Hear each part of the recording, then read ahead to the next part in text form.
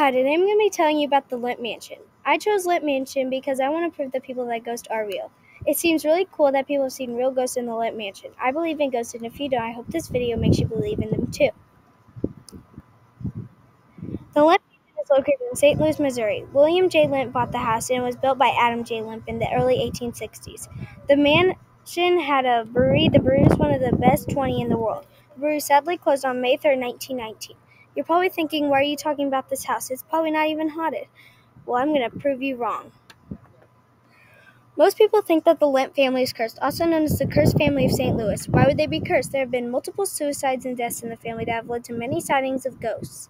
A ghost is considered a residual energy replay, the cause of an apparition of a past event, is sometimes thought as being due to a stone tape theory. A tape recorder works by sending an audio signal through a coil or wire to create a magnetic field.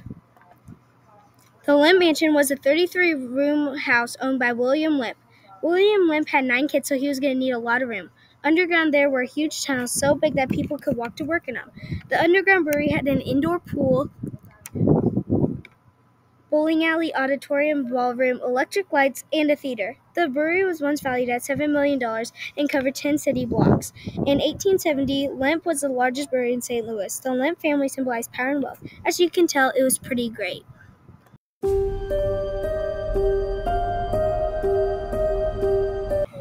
William Lemp had 9 kids with his wife, Julia Lemp.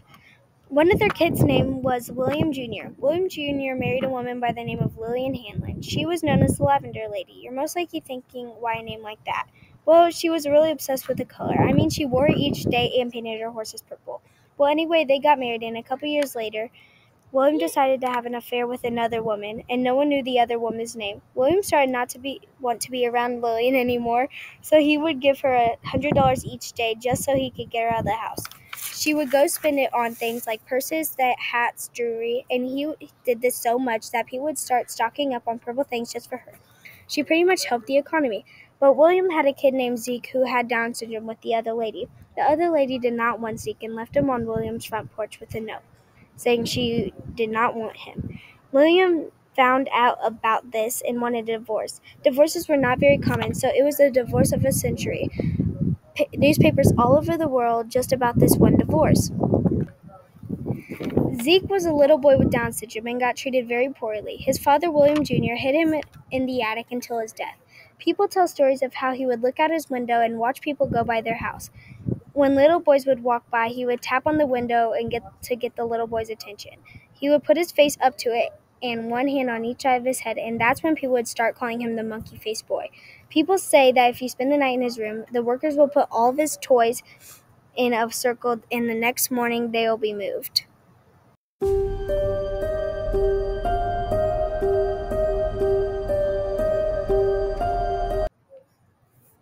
The original owner of the Lemp Mansion is William Lemp, and he committed suicide in his office. 18 years later, William Lemp Jr. committed suicide in the same room as his father did. William Lemp's brother Charles also committed suicide, but Charles was the only one to leave a note, and it said, "In case I'm found dead, blame it on no one but me." Before Charles Lemp went to go shoot himself, he shot his dog in the basement because he wanted his dog to be with him in paradise. But the dog did not completely die. The dog climbed up the stairs so he could be with his master, and when he was climbing, he died on the stairs. Elsa Lemp, the sister of these two men, committed suicide in her bed. But let me remind you that all these guys' suicides happened in the Lemp Mansion, but Elsa Lemp's did not. There were more deaths, but I'm not going to name them all. People say there are 9 spirits in the house.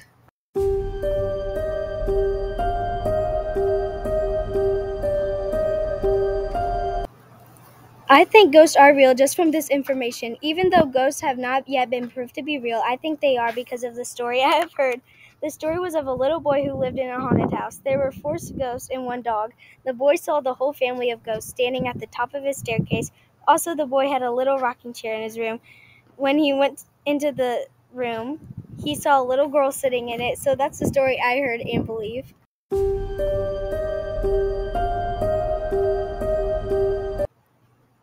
I hope by this that you can tell that ghosts are real. I also hope that you learned some new things about the Lemp Mansion. If you want to, you can go visit the Lemp Mansion in St. Louis and spend the night there too. Thank you for watching my video.